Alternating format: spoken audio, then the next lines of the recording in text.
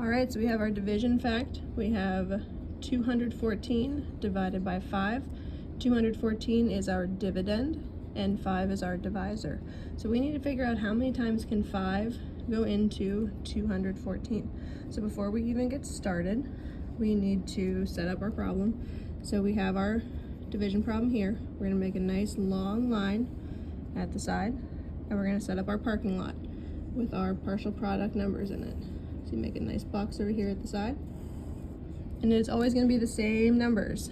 We have 100, 50, 10, 5, 2, and 1. So now we're going to see what is 5, which is our divisor, times our first parking lot number, which is 100. And we're going to write our fact right underneath our parking lot. So we're going to write 5 times 100, and we know that equals 500.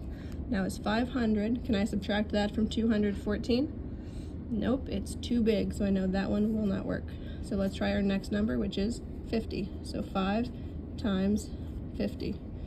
50 ends in a 0, so I put my 0 at the back, and then I have 5 times 5, which is 25. Now I have 250. So can I subtract 250 from 214? Nope, it is still too big, so I can slash the trash. My next parking lot number is 10. So I have 5 times 10, which I know is 50. Can I subtract 50? Yep, I sure can. So I need to take what number I used from the parking lot, which was 10, and I'm gonna put it over at the side. Now I can subtract my 50, making sure I line it up the right way with my tens and ones and hundreds. 4 minus 0 is 4. 1 minus 5 we can't do because 1 is smaller. So I'm going to go and regroup. So my 2 will be a 1, and my 1 will be an 11.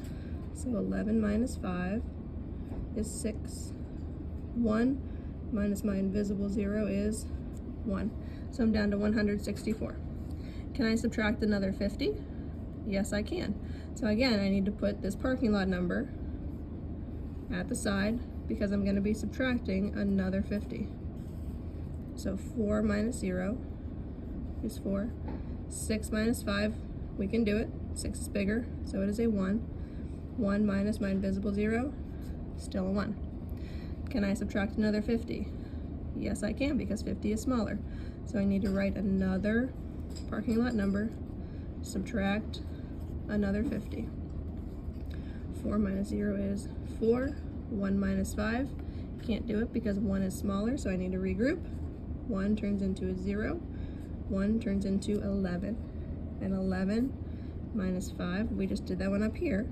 It's going to be another 6. And 0 minus 0 is 0. Can I subtract another 50? Yes, I can. So I'm going to put another 10 and another minus 50. 4 minus 0 is 4. 6 minus 5, 1. Can I subtract another 50? No, I cannot because 14 is smaller. So I'm done with my 10s finally. Let's go on to our 5s. So I have 5 times 5, which is 25. Can I subtract 25? Too big. Get it out of there. Let's do our 2. 5 times 2 equals 10. Can I subtract a 10? Yes, I can. It is smaller. So I need to bring my parking lot number I used, which is a 2. And I'm going to subtract my product, which is 10. 4 minus 0 is 4. 1 minus 1 is 0. So now I need to check. Is 4 smaller than 5? Yes, it is. That means I am done dividing. Now I need to figure out what is my quotient or my answer. To do that, I need to add all of these numbers up. 10, 20, 30, 40, plus 2 more is 42. So the first part of my quotient is 42, but remember I still have this little piece left over, which is my remainder. So I'm going to put that up in my quotient as well. So I'm going to write 42 R 4 for my remainder. Now, I think my answer is right. We need to check it. So we check by doing the opposite. We check by doing multiplication.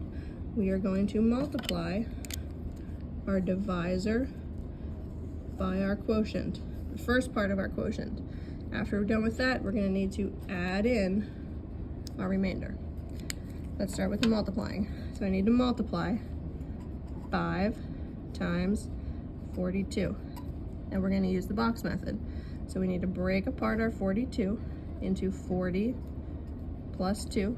Those are my 10s and my 1s. Now we get to make our box.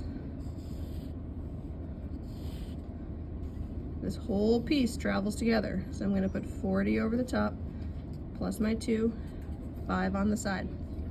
In this box, remember they meet together to tell us what numbers we're multiplying. So in this box will be 2 times 5, and in this box will be 40 times 5. So 2 times 5 we know is 10.